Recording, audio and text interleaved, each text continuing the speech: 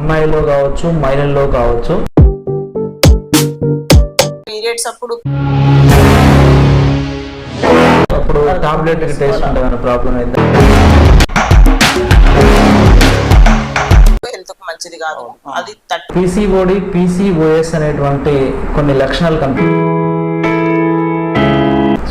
Syndrome అది ఎవరు కూడా పని చేయడానికి లేదు, ఇప్పుడు అవసరం కూడా వస్తలేదు. ఇది ఆల్మోస్ట్ 10-11 years నుంచే స్టార్ట్ అవుతుందండి. గర్భధారణ సమయంలో మహిళలు తీసుకోవాల్సినటువంటి చర్యలు ఏంటిది అసలు? ఇప్పుడు ఒక కపుల్ మ్యారేజ్ చేసుకున్నారు,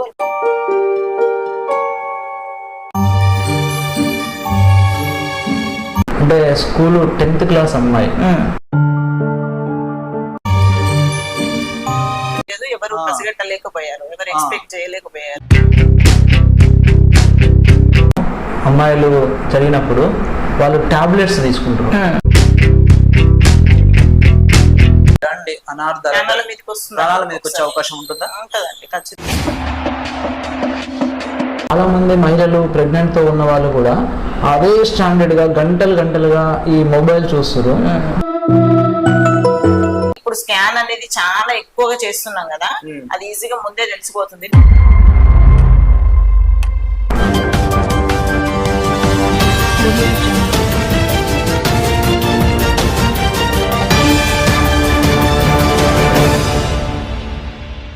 వెల్కమ్ టు 2K మీడియా.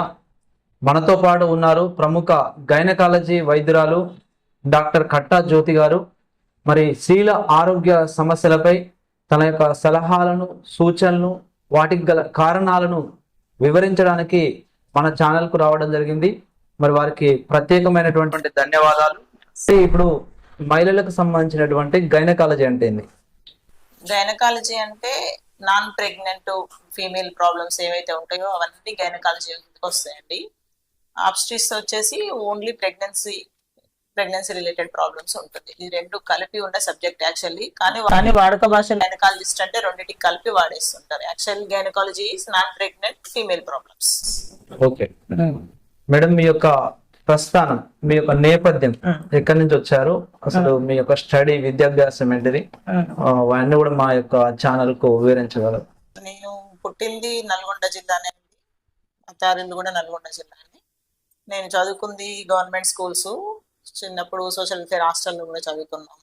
అక్కడి నుంచి ఒక ఇయర్ లాంగ్ టర్మ్ తీసుకొని ఎంసెట్కి వెళ్ళి ఉస్మానియాలో సీట్ వచ్చిందండి. Free seat Osmania medical college లో వచ్చిందండి. తర్వాత ఈ మాస్టర్స్ పెళ్ళైన తర్వాత చేసినాను. ఈ గైనిక్ తీసుకోవడం అనేది సబ్జెక్ట్ పరంగా నాకు ఇష్టము. మా హస్బెండ్ ప్రోద్బలం కూడా కొంచెం ఉంది. ఇయర్స్ వరకు మా నాన్న సపోర్ట్ చేశారు, పీజీకి మా హస్బెండ్ సపోర్ట్ చేశారు. మేడం, అప్పుడు ఇంటర్మీడియట్ తర్వాత నీట్ లాంటివి ఉన్నాయా? అప్పుడు ఎంసెట్ ద్వారానే ఎంబీబీఎస్ సీట్. అప్పుడు అప్పట్లో సీట్ల సంఖ్య కొంచెం తక్కువ అండి. కాలేజెస్ తక్కువ, సీట్ల సంఖ్య రావడం కూడా కొంచెం కష్టం అండి. 4-5,000 అంతకంటే సీట్లు. చాలా టఫ్ కాంపిటీషన్ లో కూడా మీరు ఆ రోజుల్లో సీట్ సాధించి ఎంబీబీఎస్, ఆ తర్వాత ఓబీజీ అంటే గైనకాలజీ సంబంధించినటువంటి చేస్తుంది. మేడం చెప్పండి, ఇప్పుడు అమ్మాయిలో కావచ్చు, మహిళల్లో కావచ్చు, పీరియడ్ సమయం లోపల చాలా ఇబ్బందులు ఎదురవుతుంటాయి. చాలా పెయిన్ వస్తుంటది, స్టమక్ పెయిన్ ఉంటుంది. ఇవన్నీ కూడా బయట చెప్తున్నటువంటి విషయం. అసలు ఎందుకు జరుగుతుంది ఇలాంటి? యాక్చువల్ అండి, పీరియడ్స్ అప్పుడు పెయిన్ రావడం ఫిజియోలాజికల్ స్టేట్ ఉంటుంది, పాథలాజికల్ స్టేట్ ఉంటుంది. ఫిజియోలాజికల్ ఏంటంటే ఫస్ట్ డే ఒక 24 hours ఉంటుంది పీరియడ్ లో పెయిన్, అది ఫస్ట్ డేనే ఉంటుంది. ఆ తర్వాత సబ్సైడ్ అయిపోతుంది, అది నార్మల్. అట్లా కాకుండా ఇంకొకటి 2-3 days కి పీరియడ్ వస్తుంది అన్నప్పటి నుంచే పెయిన్ స్టార్ట్ అయిపోయి, పీరియడ్ వచ్చిన తర్వాత కూడా ఉన్నన్ని రోజులు పెయిన్ ఉంటూ ఉంటే గనక అది ప్రాబ్లమాటిక్ పెయిన్ అని పెయిన్ తట్టుకోలేనంత ఉన్నప్పుడు మాత్రమే వేసుకోవాలండి. ఇప్పుడు టాబ్లెట్ అంటే పెయిన్ తగ్గించడానికి ఇచ్చేది పెయిన్ కిల్లర్, హెల్త్ కు మంచిది కాదు. అది తట్టుకోలేము అన్నప్పుడు మాత్రమే తీసుకోవాలి.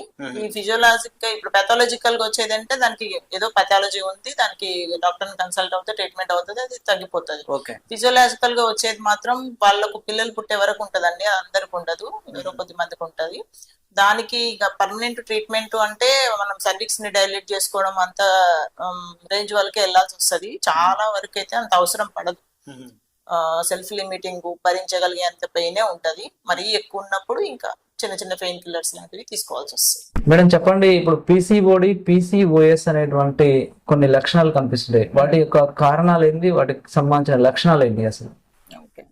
ఈ పీసీఓడి అనేదేమో polycystic ovarian disease. Okay. PCOS అంటేనేమో పాలిసిస్టిక్ ఓవేరియన్ సిండ్రోమ్ అది. పీసీఓడి అనేది ఏంటంటే లోకల్ ఓవరీకి వచ్చే ప్రాబ్లం. అండాశయాలు ఉంటుంది కదా, దాని వరకే ఉంటుంది ప్రాబ్లం. సిండ్రోమ్ అనేప్పటికీ మల్టిపుల్ సిస్టమ్ ని ఇన్వాల్వ్ చేస్తుంది బాడీలో.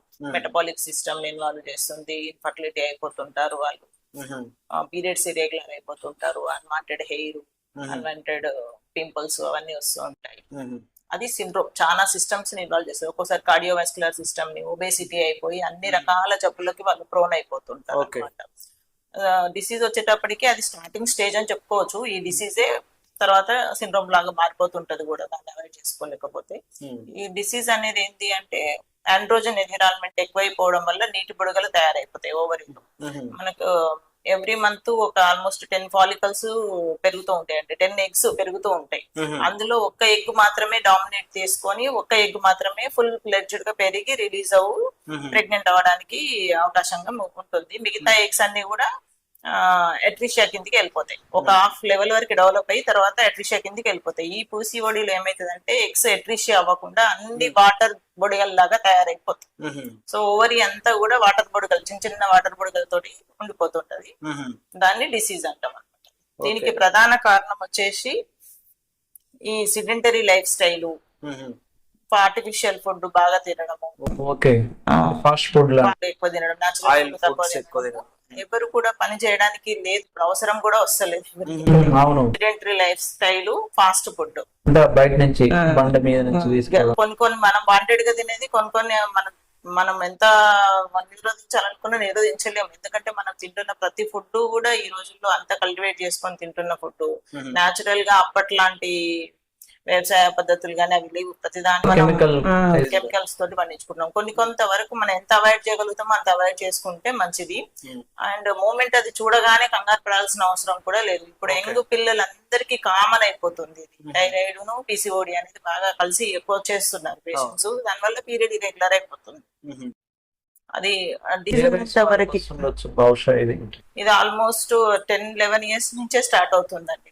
మూమెంట్ దే అచీవ్ పీరియడ్స్ అంటే పీరియడ్స్ కూడా ఇప్పుడు కొంచెం తొందరగా వచ్చేస్తున్నాయి పిల్లలకి, అప్పట్లాగా కాదు. కొంచెం మన లెవెల్ ఆఫ్ లివింగ్ పెరిగింది అందువల్ల ఎంతో కానీ తొందరగా మెచ్యూర్ అయిపోతున్నారు పిల్లలు. 9, 10, 11 years కి అయిపోతున్నారు. 14, 15 years కి కానీ అవుతుండే వాళ్ళు అప్పుడు. ఇప్పుడు తొందరగా గ్రోత్ వచ్చేస్తుంది, తొందరగా పీరియడ్స్ వచ్చేస్తున్నాయి. దాంతో పాటు ఈ పీసీఓడి లాంటి ప్రాబ్లమ్స్ కూడా మొదలైపోయి ఈ చదువుల వల్ల అమ్మాయిలు తొందరగా పెళ్లి చేసుకోక 30s వచ్చే వరకు, 25 వచ్చే వరకు కూడా పెళ్లి చేసుకోపోయేసరికి ఈ నీటి బుడగల ప్రాబ్లం అనేది ఎక్కువ అయిపోతా ఉంది. మెయిన్ గా దీనికి ఇది సెడెంటరీ లైఫ్ స్టైల్ ఉండకూడదు, ఫాస్ట్ ఫుడ్ తినకూడదు, నేచురల్ ఫుడ్ తినాలి, డైలీ కొంచెం ఏదో ఒక రకమైన ఎక్సర్సైజ్ చేసుకోవాలి. మూడోది ఏంటంటే మెంటల్ స్ట్రెస్ కూడా అండి. ఈ మొబైల్ టీవీ చూసుకుంటూ పది చిన్నదానికి స్ట్రెస్ ఎక్కువ తీసుకుంటూ ఏది టాలరేట్ చేసుకోలేకపోవడం, అవన్నీ కూడా దీనికి కారణాలు. గర్భధారణ సమయంలో మహిళలు తీసుకోవాల్సినటువంటి చర్యలు ఏంటిది, అసలు వాళ్ళు తీసుకోవాల్సినటువంటి లక్షణాలు ఏంటిది? ఇంకోటి ప్రీనేటల్ అంటే ఏంటి అసలు? ప్రీనేటల్ అంటే అండి, ఇప్పుడు ఒక కపుల్ మ్యారేజ్ చేసుకున్నారు, వాళ్ళు ప్రెగ్నెన్సీ ఎక్స్పెక్ట్ చేస్తున్నారు. దాన్ని ముందు ప్రెగ్నెన్సీ వచ్చే కంటే ముందు పీరియడ్ ని ప్రీనేటల్ అని చెప్పుకోవాలి. యాక్చువల్లీ ప్రెగ్నెన్సీ వచ్చే ఒక 3 months బిఫోర్ నుంచి టిల్ డెలివరీ ప్రీనేటల్ అనే అంటాం. ఆ ప్రెగ్నెన్సీ పెరినేటల్. యాక్చువల్లీ పెరినేటల్ అది ముందుగా వాళ్ళు ఫోలిక్ యాసిడ్ అనే ఒక విటమిన్ టాబ్లెట్ తీసుకుంటూ ఉంటే గనక వచ్చే బేబీ చాలా బాగుంటది. చాలా మందికి తెలిసినా గానీ ముందైతే ఎవరు రారు. ఒకసారి పీరియడ్ మిస్ అయ్యి యూపీటీ యూరిన్ టెస్ట్ చేసుకొని పాజిటివ్ వచ్చినాకనే మన దగ్గరికి వస్తుంటారు. ముందుగా వచ్చిన వాళ్ళకి మాత్రం మేము అది కౌన్సిల్ ఇస్తున్నాము. కానీ ఆ ఫోలిక్ యాసిడ్ అనేది చాలా తక్కువ కాస్ట్ ఉంటది, చిన్న బి కాంప్లెక్స్ విటమిన్. దాని ఉపయోగాలు చాలా ఎక్కువ ఉంటాయి. ఓకే, ముందుగా తీసుకోవాల్సి వస్తుంది. గర్భధారణ సమయంలో మహిళలు తీసుకోవాల్సినటువంటి జాగ్రత్తలతో పాటుగా ఇటీవలి కాలంలో కొన్ని స్కూళ్ళలో చూసాము, అంటే స్కూల్ 10th క్లాస్ అమ్మాయి తీరా అమ్మాయి డెలివరీ అయ్యేదాకా కూడా వాళ్ళు గుర్తుపట్టలేకపోవడం, అంటే చిన్న చిన్న పిల్లలు ఏదో అసాంఘికంగా సంథింగ్ జరిగినా కూడా వాళ్ళు ఆ యొక్క డెలివరీ అయ్యేదాకా కూడా వాళ్ళు ఎటువంటి ఫుడ్ కేర్ తీసుకోకుండా ఆ విధంగా తెలియలేదు జరుగుతుంది. వాళ్ళ ఆ అమ్మాయికి తెలిసిందో లేదో తెలియదు, ఎవరు పసిగట్టలేకపోయారు, ఎవరు ఎక్స్పెక్ట్ చేయలేకపోయారు. ఇలాంటి కేసెస్ కొన్ని స్కూళ్ళలో జరిగింది. నల్గొండ గవర్నమెంట్ హాస్పిటల్ లో కూడా ఒక స్కూల్ అమ్మాయి వచ్చి క్యాజువాలిటీలో ప్రజెంట్ అయ్యింది పెయిన్ అని. మేమే డ్యూటీలో ఉన్నాం కాబట్టి అక్కడక్కడే చూసినాము. వేరే వాళ్ళు ఉంటే అది పెయిన్ అబ్డమిన్ అనుకొని అటు అటు తిరిగేసి లాస్ట్ కి ఎక్కడో మా దగ్గర వచ్చేది. గైనకాలజిస్ట్ డ్యూటీలో ఉండడం వల్ల ఆ రోజు చూసేది, వెంటనే డెలివరీ చేయడం జరిగింది. దానికి మెయిన్ గా ఎడ్యుకేషన్ లేకపోవడం అంటే పిల్లలకి. ఇప్పుడు మిగతా విధాలుగా అంతా అభివృద్ధి చెందుతున్నాం మనం, గానీ సేఫ్ సెక్స్ ప్రాక్టీసెస్ అనేవి చెప్పడానికి గాని డిస్కస్ చేయడానికి గాని ఎవరు ముందుకు రావట్లేదు. అంటే ఇంకా అదంతా ఒక తప్పు అన్న కాడనే ఉండిపోయినాం అనమాట. దాని వల్ల ఈ పిల్లలు ప్రాణాల మీదకి తెచ్చుకుంటున్నారు. ఇంకోటి మేడం, ఈ గర్భధారణ సమయంలో అమ్మాయిలు జరిగినప్పుడు వాళ్ళు టాబ్లెట్స్ తీసుకుంటున్నారు, అది తెలియకుండా ఇంట్లో తెలియకూడదు అనేటువంటి ఈ ఇంటర్మీడియట్ కాబట్టి డిగ్రీ ఏజ్ లో టాబ్లెట్ తీసుకోవడం వల్ల ప్రాణాల మీదకి ప్రాణాల మీదకి వచ్చే అవకాశం ఉంటుందా? ఖచ్చితంగా. అందుకని దానికంటే ముందే యాక్చువల్ అయితే ఈ మనకు ఏజ్ లిమిట్ 18 అని పెట్టిరు కదా గవర్నమెంట్. అప్పటి వరకు అలాంటివి ఏమి పెట్టుకోకపోవడం బెటరు. ఒకవేళ పెట్టుకున్నా గానీ ప్రెగ్నెన్సీ రాకుండా ముందే జాగ్రత్తలు తీసుకోవడం బెటర్. సేఫ్ పీరియడ్ అని ఉంటది, కాండోమ్స్ యూజ్ చేసుకోవచ్చు, ఏదో ఒక రకంగా ఎవరినైనా కన్సల్ట్ అయిపోయి అది రాకుండా చూసుకుంటే బెటరు. ఒకసారి వచ్చింది అంటే మాత్రం వాక్సిన్ సంప్రదించకుండా ఆన్ కౌంటర్ మెడిసిన్ కొనుక్కోకుండా వాళ్ళు ప్రొఫెషనల్స్ ని కన్సల్ట్ చేస్తే వాళ్ళకి తగిన న్యాయం జరుగుతుంది. అట్లా ప్రాణాల మీదకి రాకుండా చూసుకోగలుగుతాం. నార్మల్ డెలివరీకి సిజేరియన్ డెలివరీకి ఈ రెండింటికి మధ్య ఉన్నటువంటి తేడా ఏంది అసలు? ఇప్పుడు నార్మల్ డెలివరీ అంటేనేమో అది న్యాచురల్ ప్రాసెస్ అండి. గర్భసంచి బేబీని హోల్డ్ చేస్తుంది 9 నెలలు, తర్వాత సమ్హౌ లేబర్ స్టార్ట్ అయిపోతుంది, డెలివరీ పెయిన్స్ స్టార్ట్ అయిపోయి బేబీని పుష్ అవుట్ చేసేస్తారు మదర్. అది న్యాచురల్ ప్రాసెస్. సిజేరియన్ అని అంటే ఏంటంటే మనం పొట్ట పైనుంచి పోసి బేబీని పొట్టపై నుంచి తీసేయడం సిజేరియన్ సెక్షన్ అంటాం. ఇప్పుడు కొన్ని ఇండికేటెడ్ రీజన్స్ కి అయితే సిజేరియన్ సెక్షన్ అవసరం. కొన్ని సార్లు మదర్ ని సేవ్ చేయాల్సి వస్తుంది దాన్ని చేసి, కానీ చాలా వరకు మాత్రం పేషెంట్ కి నార్మల్ డెలివరీ మంచిది. వాళ్ళు మళ్ళీ వెంటనే నార్మల్ అయిపోవచ్చు, స్కార్ ఉండదు, సర్జరీ రిస్కులు ఉండవు. నార్మల్ డెలివరీనే అన్ని విధాలుగా మంచిది వాళ్ళకి.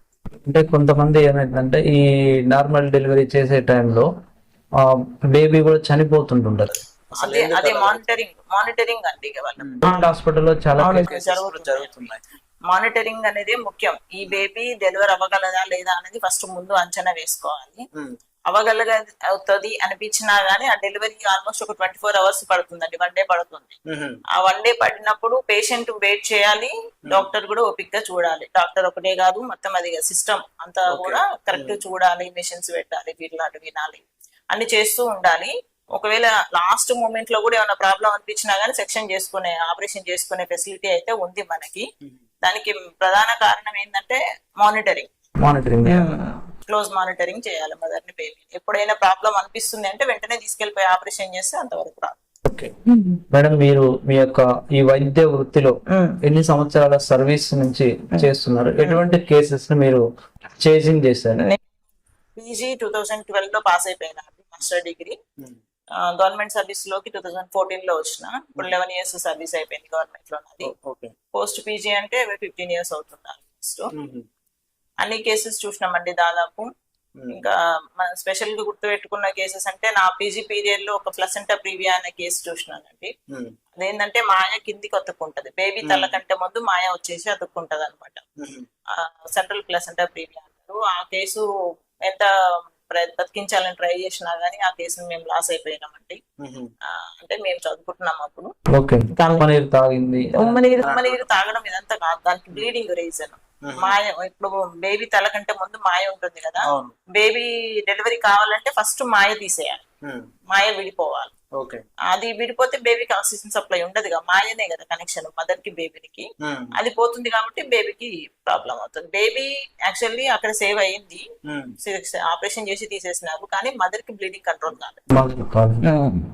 అదేవిధంగా మీకు సంతోషం అనిపించినట్టు 11 సంవత్సరాల సర్వీస్ నల్గొండ గవర్నమెంట్ హాస్పిటల్ లో డ్యూటీలో ఉన్నాను నేను.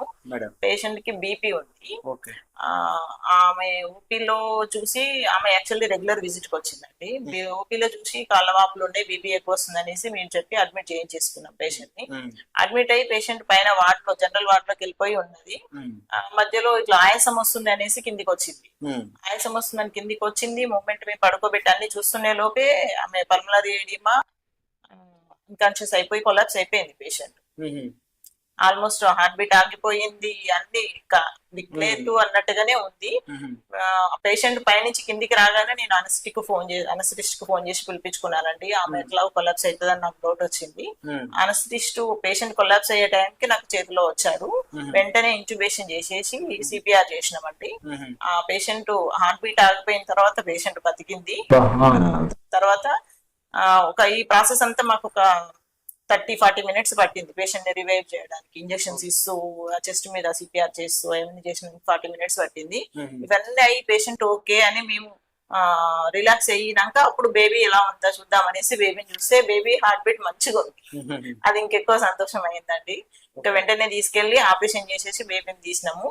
ఆ టైంలో ఆపరేషన్ చేయడం వల్ల మదర్ కి వెయిట్ తగ్గుతుంది కదా, మదర్ కూడా ఈజీ అవుతుంది రికవరీ అవ్వడం. పేషెంట్ రికవరీ అయిపోయింది మంచిగా పోతుంది. ప్రెగ్నెంట్ టైంలో మహిళలకి షుగర్ అనేది వస్తుంటది. అవునండి. ఆ తర్వాత మళ్ళీ కంటిన్యూషన్ ఉంటుందా అది? ఎందుకంటే దీర్ఘకాలిక వ్యాధి అంటుంటారు. అవునండి. ఆ తర్వాత మళ్ళీ డెలివరీ తర్వాత అది ఉండదని అంటారు. ఎంతవరకు కరెక్ట్ అది? ఇప్పుడు ప్రెగ్నెన్సీ ఏంటంటే మన ఫ్యూచర్ లైఫ్ కి విండో అంటారండి. విండో. మనం ఫ్యూచర్ లో ఏమేమి డిసీజెస్ అయితే మనకు వస్తాయో అది ప్రెగ్నెన్సీలో చూపిస్తాయి. ఆ మూమెంట్ ప్రెగ్నెన్సీ డెలివరీ అయిన తర్వాత షుగర్ తగ్గిపోయినా, బీపీ తగ్గిపోయినా, థైరాయిడ్ తగ్గిపోయినా ఖచ్చితంగా after 40 35 depending on their life style, ఇవన్నీ కూడా లైఫ్ స్టైల్ డిసీజెస్. బీపీ అయినా, షుగర్ అయినా, థైరాయిడ్ అయినా, పీసీఓడి అయినా మనం లైఫ్ స్టైల్ బద్ధకంగా మార్చుకున్నందుకు వస్తున్న జబ్బులు ఇవి. ఒక రకంగా చెప్పాలంటే సెడెంటరీ లైఫ్ స్టైల్ వల్ల వస్తున్న జబ్బులు. మన ఫుడ్ అన్ని జంక్ ఫుడ్లు ఎక్కువైపోయినాయి. ఇప్పుడు షుగర్, సాల్ట్ యాడ్ చేసిన ఫుడ్స్ ఎక్కువ తినేస్తున్నాము. కాబట్టి ఇవన్నీ కూడా అక్వైర్డ్, ఏదో దేవుడిచ్చిన జబ్బులు కాకుండా మనం తెచ్చుకున్న జబ్బులు అని చెప్పాల్సి వస్తుంది. సో ప్రెగ్నెన్సీలో చూపించేది ఏదైనా కూడా ఆ డెలివరీ తర్వాత పోతుంది. ఆ తర్వాత వాళ్ళ మెయింటెనెన్స్ ఆఫ్ లైఫ్ స్టైల్ ని బట్టి మళ్ళీ రికరెన్స్ ఉంటది, ఖచ్చితంగా రికరెన్స్ ఉంటది. చాలా మంది అంటుంటారు అది అప్పటి వరకే ఉంటది, అది అప్పుడే డెలివరీ తర్వాత తగ్గిపోతుంది కానీ మళ్ళీ వస్తుంది, ఫ్యూచర్ లైఫ్ లో వస్తుంది. అది 40s లో వస్తుందా, 50s లో వస్తుందా, 60s లో వస్తుందా అనేది ఆ తర్వాత వాళ్ళ లైఫ్ స్టైల్ ని బట్టి ఉంటది. ఇప్పుడు ప్రెగ్నెన్సీలో షుగర్ చూపించింది అనుకో, తర్వాత నువ్వు కేర్ఫుల్ గా ఉండాలి. షుగర్ ఐటమ్స్ తినొద్దు, కొంచెం వ్యాయామం ఎక్కువ చేసుకోవాలి, లావు కాకుండా చూసుకోవాలి. అలాంటివన్నీ నువ్వు మెయింటైన్ చేసుకుంటూ ఉంటే నీకు ఒక 35 లో షుగర్ అటాక్ అయ్యేది నువ్వు 45 వరకు పోస్ట్పోన్ చేసుకోవచ్చు. 100% నువ్వు రిమూవ్ చేసుకోలేకపోయినా.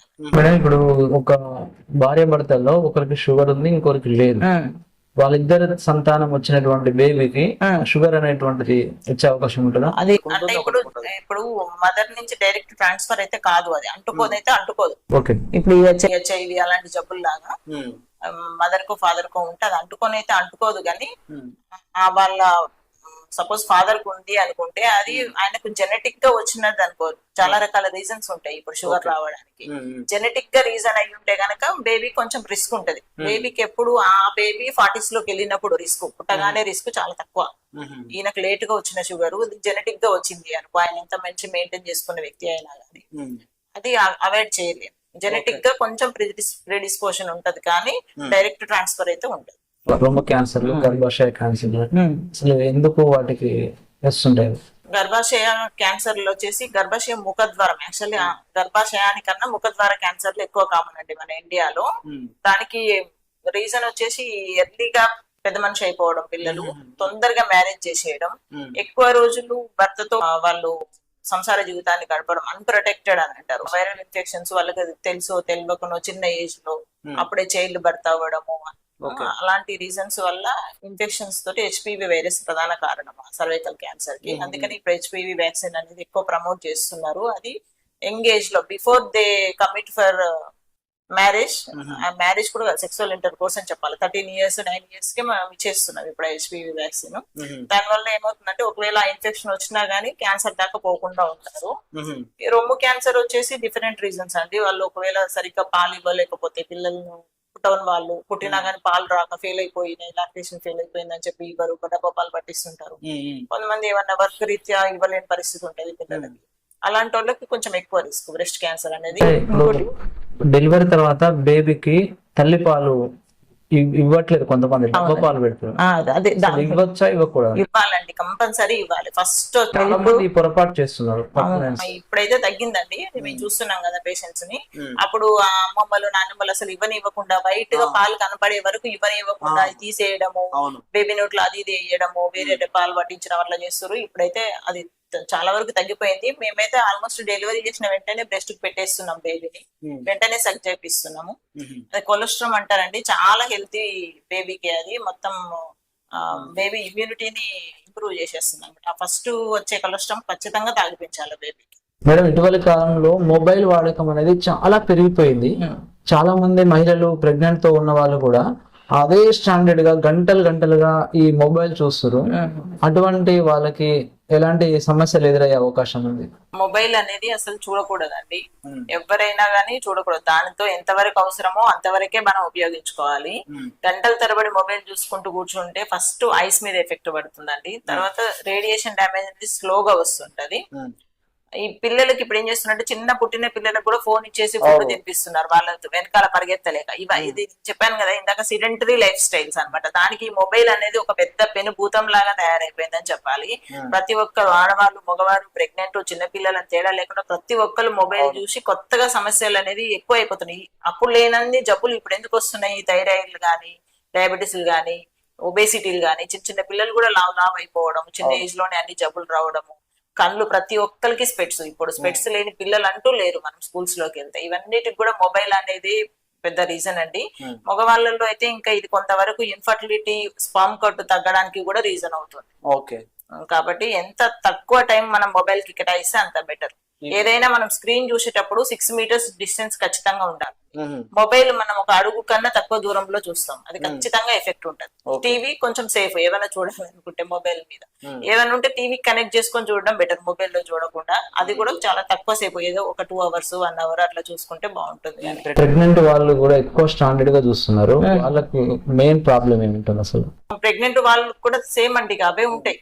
రేడియేషన్ ఇప్పుడు పెద్దవాళ్ళకి ఎఫెక్ట్ చేయని రేడియేషన్ పిల్లలకు ఖచ్చితంగా ఎఫెక్ట్ చేస్తుంది. ఎందుకంటే డివైడ్ అవుతున్న సెల్స్ ఎక్కువ ఉంటాయి బేబీలో.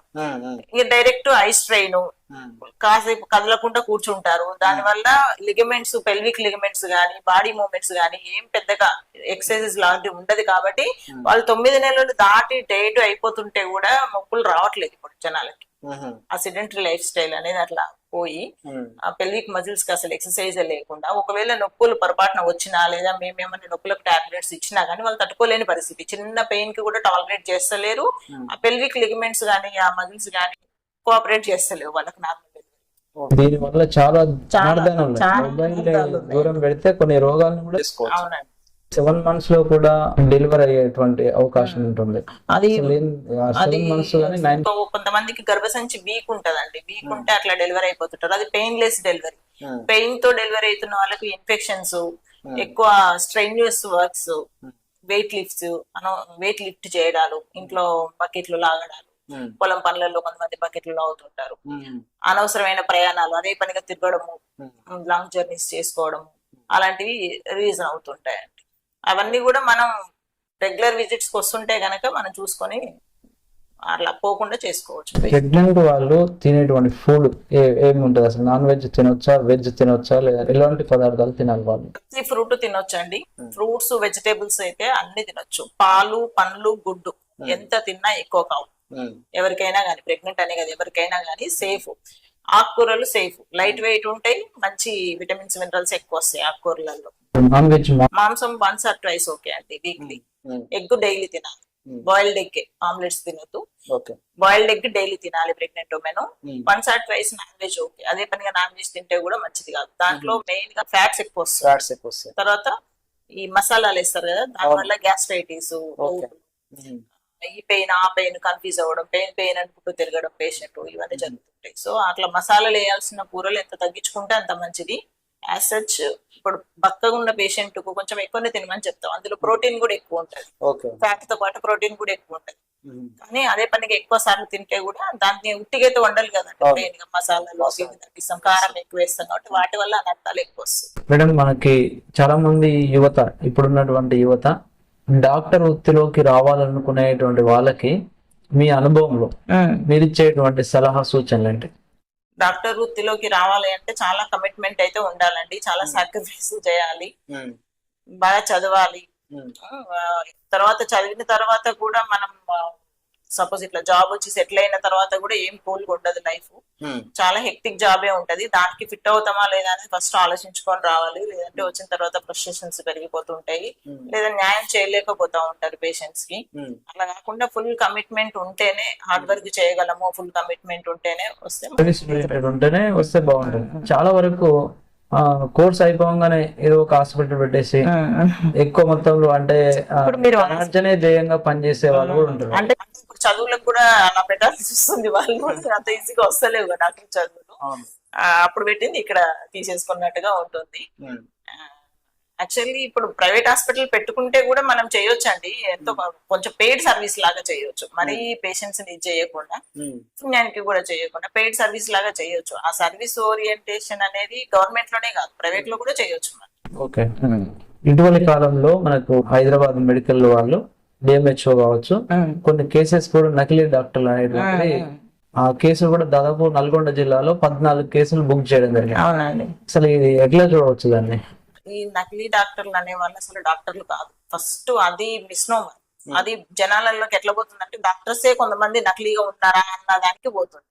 వాళ్ళు అసలు ఎంబీబీఎస్ డిగ్రీ హోల్డర్సే కాదు, వాళ్ళు ఏదో ఇట్లా కంపౌండర్స్ లాగా పనిచేసిన వాళ్ళు, ల్యాబ్ టెక్నీషియన్స్ చేసిన వాళ్ళు, ఇంకా బిఏఎంఎస్ లాంటి చిన్న డిగ్రీస్ ఉంటాయి కదా, అలాంటివి చేసిన వాళ్ళు డాక్టర్ అని పేరు పెట్టుకొని చలామణి అవుతుంటారు. వాళ్ళు అసలు డాక్టర్స్ కాదు. వాళ్ళ మీద కేసులు కూడా జరిగినాయి. వాళ్ళు ఎట్లా అంటే ఏదో ఎవరిదైనా డాక్టర్ అడ్రస్ ఇచ్చో, ఏదో లంచం ఇచ్చో, ఎట్లానో మొత్తానికి హాస్పిటల్ పర్మిషన్స్ తెచ్చుకొని వాళ్ళే డాక్టర్స్ లాగా చలామణి అయిపోతారు. ఇప్పుడు ఆ రైడింగ్స్ లో దొరకడం వల్ల వాళ్ళని నకిలీగా ముద్రేస్తారు. యాక్చువల్లీ వాళ్ళు అసలు ఎంబీబీఎస్ హోల్డర్సే కాదు. అంటే ఆ విధంగా చేయడం వల్ల, తెలిసి తెలియక చేయడం వల్ల జనాలకి నష్టం జరిగే అవకాశం లేదంటారా? జనాలకు ఖచ్చితంగా నష్టమే అండి, అందుకనే ఎంచుకొని పోవాలి, చూసుకోవాలి. వాళ్ళు కొంత రెస్పాన్సిబిలిటీ వాళ్ళకు కూడా ఉంది, ఊరికే గుడ్డిగా ఏదో సెటప్ బాగుంది అనేసి వెళ్ళకుండా కొంచెం ముందు వెనుక చూసుకొని కనుక్కొని పోవాలి. ఇవన్నీ మనం అవాయిడ్ చేసుకోవాలంటే ఒక బెస్ట్ ఏంటంటే గవర్నమెంట్ సెటప్ కి వెళ్ళడం. అక్కడైతే నకిలీ అనేది చాలా తక్కువ ఉండదు. గవర్నమెంట్ సెటప్ కి వెళ్ళడం లేదు అంటే కొంచెం ఆచితూచి అడిగేసుకోవాలి. మీ హాస్పిటల్లో ఎటువంటి సౌకర్యాలు ఉన్నాయి మీకు, మీరు చూసేటువంటి నేను లాంటివి ఏమైనా ఉన్నాయా? అంతైతే లేదండి, నేను ఆల్రెడీ గవర్నమెంట్ సెటప్ లో ఉన్నాను కాబట్టి ఓపీ బేసిస్ లోనే ఎక్కువ జరుగుతున్నాయి ఇప్పుడు సేవలు. డెలివరీస్ కూడా ఇంకైతే ఏం చేయట్లేదు, ఓపీ బేసిస్ లో చూసుకుంటున్నాం. 4 తర్వాత ఓపీ చూసుకుంటాము. Most of the people who come here go to the government hospital for delivery. Checkups చేయించుకుంటారు. అక్కడ గుంపులో ఏదైనా మిస్ అవుతాం ఏమన్నా భయానికి అట్లా వచ్చేస్తారు. డెలివరీకి ఎక్కువ శాతం అయితే అక్కడ వెళ్ళి చేయించుకుంటారు. ఎవరైనా బయట చేసుకుంటాం అని అడిగితే నేను చేస్తాను, నాకు టైంలో ఉన్నప్పుడు చేస్తాను. విద్యా వృత్తి గురించి, అదే విధంగా ఇక్కడికి వచ్చేటువంటి ప్రజలకి ఎలాంటి సూచనలు, సలహాలు, ఈ సీజన్ లో వచ్చేటువంటి వ్యాధులు, వాటి గురించి ఫైనల్ గా మా ఛానల్ చెప్పండి. ఇప్పుడు వర్షాలు పడుతున్నాయి కదా అండి, డయేరియా మోర్ కామన్. ఇప్పుడు కొంచెం ఫుడ్ కూడా టెంపరేచర్స్ ఎక్కువ ఉంటది, సల్రీ ఉంటది, వెదర్ తొందర పాయిజన్ అయిపోతుంటది. సో ఏ పూట భోజనం ఆ పూటనే తినాలి. బయట ఫుడ్ 99% అవాయిడ్ చేయాలి. ఇంట్లో తయారు చేసుకొని తినడం మంచిది. బయట పబ్లిక్ టాయిలెట్స్ కి వెళ్ళినప్పుడు గానీ, పబ్లిక్ ప్లేసెస్ లో డ్రింకింగ్ వాటర్ తీసుకుంటున్నప్పుడు గానీ, సపోజ్ ఒక పూట బయట భోజనం చేయాల్సి వచ్చినప్పుడు గానీ కొంచెం సెల్ఫ్ ప్రికాషన్స్ ఎక్కువ తీసుకుంటే మంచిగా ఉంటుంది. సీజన్ వైజ్ అయితే అదేంటి ప్రాబ్లము. ఇంకా మాకు గైనకాలజిస్ట్ లకి అయితే ఇక స్పెషల్ గా అంటే ప్రెగ్నెన్సీ వాళ్ళు కూడా అలాంటి డయేరియాలతో వస్తూ ఉంటారు. ఇప్పుడు కాఫ్ కోల్డ్ ఇవి ఎక్కువ వస్తున్నాయండి. చాలా మంది చంద్రగ్రహణం, సూర్యగ్రహణం అన్నప్పుడు ఈ మహిళలు ప్రెగ్నెంట్ తో ఉన్న వాళ్ళు కదలకుండా ఉండాలి, గరిక పూసలు వేయడము, ఇట్లాంటివన్నీ ఒక అర్ధగంట సేపు గ్రహణం పోయేంత వరకు ఆ మహిళల్ని ఆ విధంగానే స్టాండర్డ్ గా ఉంచడం అనేటువంటి జరుగుతుంది. ఈ అపోహ గురించి కొద్దిగా చెప్పండి. అవన్నీ కూడా మూఢనమ్మకాలండి, ఎక్కడ కూడా సైంటిఫిక్ గా ప్రూవెన్ లేదు. గరక పూసలకు గానీ, నిలబడి కూర్చొని ఉండడానికి గానీ అస్సలు సైంటిఫిక్ గా లేదు. ఒక్కటి ఏంది అంటే డైరెక్ట్ రేస్ కి ఎక్స్పోజ్ అవ్వచ్చా లేదా అనేది జనరల్ పీపుల్ కి కూడా తిరగొద్దనే చెప్తారు సైంటిస్టులు. అది కూడా ఈ మధ్య కొట్టి పారేస్తున్నారు సైంటిస్టులు. ఏం కాదు, తిరిగినా ఏం కాదు, ప్రెగ్నెంట్ ఉమెన్ కూడా తిరిగినా ఏం కాదు. కాకపోతే బేబీకి ఏంటంటే డివైడింగ్ సెల్స్ ఎక్కువ ఉంటాయి. బేబీ కొత్తగా తయారవుతుంది కదా, డివిజన్ లో ఉన్న సెల్స్ ఎక్కువ ఉంటాయి. ఆ సెల్స్ ఎక్కువ ససెప్టబుల్ ఉంటాయి. ఇప్పుడు పెద్దోళ్ళకు రెసిస్టెన్స్ ఉంటది ఆర్ఎస్ కి, పిల్లలు ఎక్కువ ససెప్టబుల్ ఉంటారు. అది బేబీ కాబట్టి డైరెక్ట్ సన్ లైట్ లో తిరగకుండా గ్రహణం ఉన్నంతసేపు ఇంట్లో ఏ పని అయినా చేసుకోవచ్చు, ఏ ఫుడ్ అయినా అవసరం లేదండి. పడుకోని అవసరం లేదు, కదలకుండా అవసరం లేదు. దీంట్లో ఫుడ్ కూడా తినొచ్చు. ఫుడ్ తినరు. ఇంకోటి పుట్టేటువంటి పిల్లలు ముర్రి రావడం, ఆ ముర్రి నేను చెప్పాను కదండి, ఫోలిక్ యాసిడ్ డెఫిషియన్సీ వల్ల ఆ ముర్రి వస్తుంది. దానికి గ్రహణానికి ఏ సంబంధం లేదు. ఓకే, ఇది ఒక చాలా మంది పడుతున్నటువంటి ఇబ్బంది. ఆ ఫోలిక్ యాసిడ్ డెఫిషియన్సీ వల్ల గ్రహణ ముర్రిలు వస్తాయి. అది ఇప్పుడు స్కాన్ అనేది చాలా ఎక్కువగా చేస్తున్నాం కదా, అది ఈజీగా ముందే తెలిసిపోతుంది. డెలివరీ తర్వాత కూడా అట్లా సడన్ గా బేబీని చూడడం అనేది చాలా అరుదు ఈ రోజులలో. కాళ్ళు చేతులు వంకర అప్పట్లో ఉండేవాళ్ళు, ఇప్పుడు స్కాన్ ఎప్పుడైతే ఎక్కువ వచ్చేసిందో మనకు ఇవన్నీ కూడా ముందే డిటెక్ట్ చేసేసుకొని అలాంటి బేబీలను ముందు టర్మినేట్ చేసేసుకోవడం అట్లా చేసేసుకుంటున్నారు. ఈ ఫోలిక్ యాసిడ్ అనేది వాడితే అసలు రాకుండా ఉంటుందండి. అది ముందు నుంచి చిన్న విటమిన్, అది చాలా చిన్నది, కాస్ట్ తక్కువ, ఉపయోగాలు ఎక్కువ. ఓకే, ఇది ఇవాల్టి ఇంటర్వ్యూ. మరి మహిళలకు సంబంధించి తన యొక్క ఆరోగ్యానికి కానీ వాటికి సంబంధించినటువంటి మంచి ఫుడ్ తీసుకోవాలి, అదేవిధంగా టైం టు టైం వాళ్ళు ఆరోగ్య సలహాలు అనేటువంటిది, అదేవిధంగా వ్యాయామం అనేటువంటిది కూడా చాలా ఇంపార్టెంట్. ఫాస్ట్ ఫుడ్ కు సంబంధించినటువంటి తిని భాండారాలు ఏవైతే ఉన్నాయో అవి తగ్గించి సాధ్యమైనంత వరకు మన ఇంట్లో తయారు చేసినటువంటి ఫుడ్ కు ఎక్కువ ప్రిఫరెన్స్ ఇవ్వాలి. ఆయిల్ ఫుడ్స్ కూడా తగ్గించాలి. అదేవిధంగా పిల్లలు కూడా ఒబిసిటీ కావచ్చు, పీసీఓడి సమస్యలు అనేటువంటివి వాళ్ళ యొక్క దైనందిన కార్యక్రమంలో భాగంగా ఇవన్నీ వస్తూ ఉంటాయి. వాటికి గల కారణాలు, నివారణ చర్యల గురించి ఈ రోజు మేడం గారు మనతో పాటు పంచుకున్నారు. వారికి ప్రత్యేకమైనటువంటి ధన్యవాదాలు తెలియజేస్తా ఉన్నాం. మరొక ఇంటర్వ్యూతో మళ్ళీ కలుద్దాం.